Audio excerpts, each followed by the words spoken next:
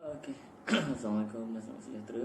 Okey, kali ini kali ini akan membawa pada subjek XBOS 3203, iaitu Occupational Safety Volume 2. Okey, kali ini saya akan menerangkan pasal hazard. Hazard bermakna satu punca atau satu keadaan yang mempunyai potensi di mana boleh mendatangkan mudarat dalam bentuk kecederaan atau kesihatan yang buruk pada manusia, kerosakan harta benda, kerosakan alam sekitar ataupun gabungan antara dua benda ni. Dan kawalan hazard pula bermakna proses melaksanakan langkah untuk mengurangkan risiko yang berkaitan dengan hazard. Manakala hierarki kawalan bermakna tertib keutamaan yang bersesuaian yang ditetapkan bagi jenis langkah yang akan diambil untuk mengawal risiko. Manapula mengenal pasti hazard bermaksud kejadian yang tidak diingini yang membawa pada wujudnya hazard dan mekanisme yang boleh membolehkan kejadian yang tidak diingini itu berlaku. And then risiko. Okay, risiko ni bermaksud gabungan faktor kemungkinan berlakunya sesuatu kejadian berhazard dalam sesuatu tempoh khusus yang ditetapkan atau dalam keadaan yang ditetapkan dengan faktor keterukannya, iaitu kecederaan atau kesan buruk ke atas kesihatan manusia, harta, alam sekitar ataupun gabungan mana-mana daripada benda ni yang disebabkan oleh kejadian tersebut. Okey, seterusnya kita akan pergi ke penaksiran risiko. Penaksiran risiko bermaksud proses penilaian risiko kepada keselamatan dan kesihatan yang timbul daripada hazard di tempat kerja. Dan last kali, pengurusan risiko. Pengurusan risiko bermakna prosedur keseluruhannya berkaitan dengan mengenal pasti hazard, menaksir risiko, meletakkan langkah kawalan dan menyimak hasil. Okey, seterusnya kita akan pergi ke tujuan hierark ni. Okey, tujuan hierark ni bertujuan untuk, yang pertama, untuk mengenal pasti semua faktor yang mungkin boleh mendatangkan mudarat kepada pekerja dan orang lain, iaitu orang sekitar di tempat kerja. Yang kedua, untuk mempertimbangkan kemungkinan mudarat tersebut menimpa sesiapa dalam keadaan tertentu dan keterukan yang mungkin boleh timbul daripada risiko tersebut. Dan yang ketiga, ia adalah untuk membolehkan majikan merancang, memperkenalkan dan memantau langkah pencegahan untuk memastikan risiko tersebut dikawal dengan betul dan terancang. Okey, seterusnya kita akan pergi ke proses hierark. Proses hierark ini ada 4 proses. Proses pertama ialah mengelaskan aktiviti kerja. Proses kedua dia ialah mengenal pasti hazard. Proses ketiga dia kepada analisis dan jangkaan risiko. Dan terakhir sekali ialah kawalan. Okey, proses hierark pertama ialah mengelaskan aktiviti kerja. Mengelaskan aktiviti kerja ni dibagi pada item yang pertama ialah kawasan geografi atau keadaan fizikal. Mungkin keadaan tempat kerja itu sendiri yang tersesuai ataupun tengok kawasan tempat kerja itu sendiri. Dan seterusnya, peringkat dalam proses pengeluaran atau perkhidmatan semasa kerja. Atau aktiviti tindak tidak terlalu besar. Contohnya membina sebuah kereta dalam kilang membuat kereta. Dan seterusnya, aktiviti tidak terlalu kecil, iaitu contohnya membaiki paip air.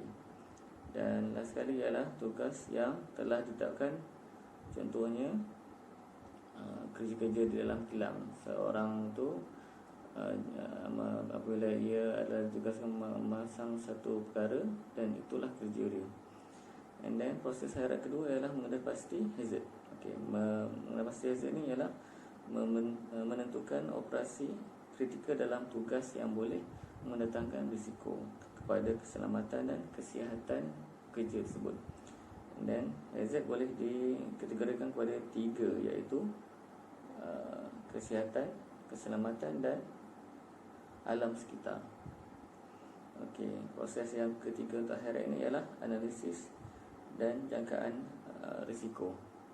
Okey, dalam jangkaan risiko dan analisis ini, risiko ialah menentukan kemungkinan berlakunya kemalangan atau kejadian dan keterukan kemalangan atau kejadian tersebut yang mungkin berlaku. And then analisis ni ialah juga dibahagikan pada 3 bahagian, iaitu analisis kualitatif, iaitu menggunakan perkataan, analisis semi kuantitatif, nilai yang berbentuk angka, dan yang last sekali analisis kuantitatif, iaitu nilai berbentuk angka. Apabila didarabkan, dia akan dapat satu nilai yang menunjukkan keadaan itu teruk ataupun boleh diterima. Okey, kita akan pergi ke proses HIRAC yang terakhir, iaitu kawalan. Okey, kawalan ialah penghapusan atau penyingkiran hazard yang mana ia tidak mendatangkan risiko pada pekerja yang perlu memasuki kawasan atau bekerja menggunakan kelengkapan dalam tempoh kerja yang dijadualkan.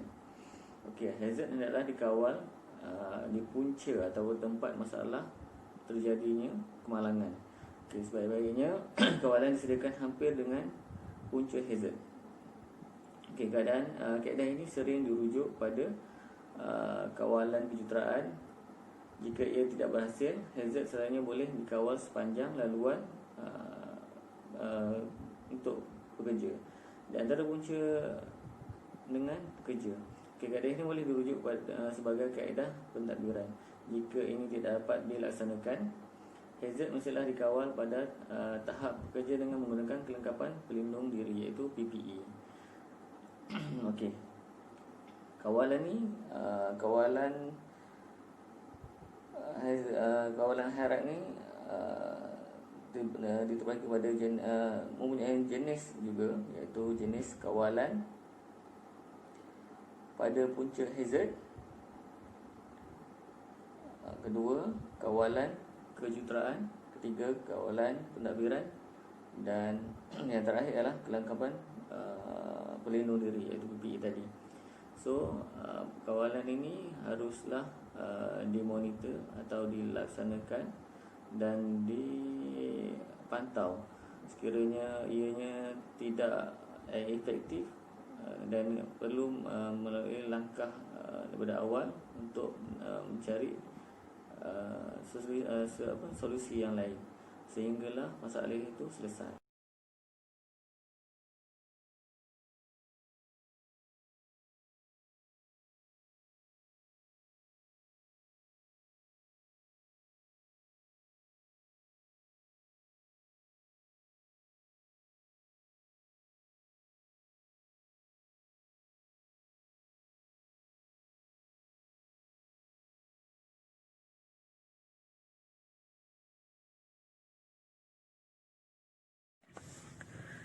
Okey, video kali ini kita akan bincang pasal HIRAC seorang pemandu driver e-hailing.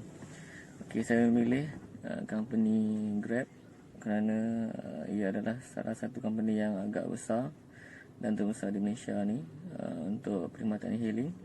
Dan saya adalah salah seorang driver pemandu e-hailing under company Grab. So, HIRAC yang saya nak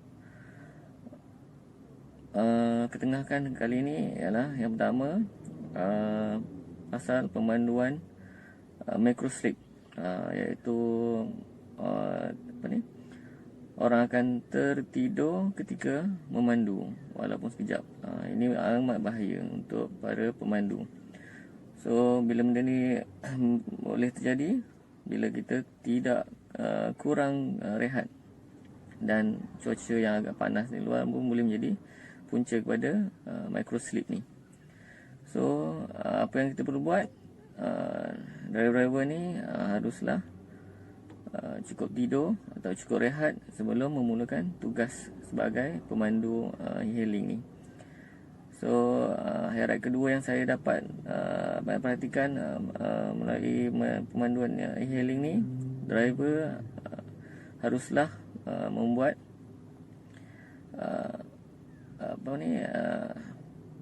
pemeriksaan berkala pada kenderaan e-hailing ni, kerana kita melibatkan customer.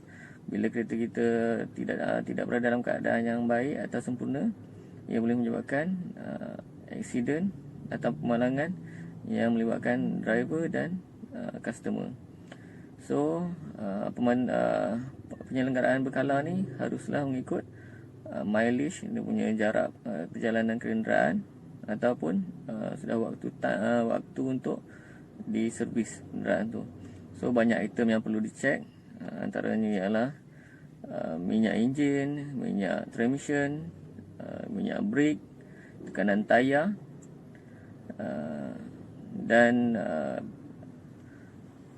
brake caliper, dia punya pad brake tu. So haruslah semua tu dicek sebelum memandu ataupun memulakan kerja pada tiap hari.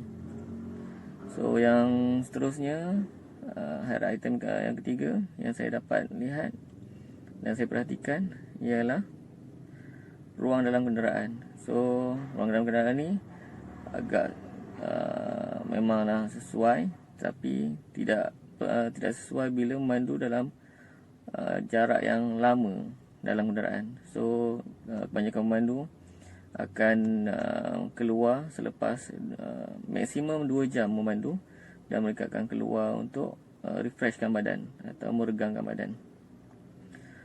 So bila ruang kedap dalam kenderaan ni pun menyebabkan satu boleh menjadikan kemalangan ataupun keadaan yang tak selamat.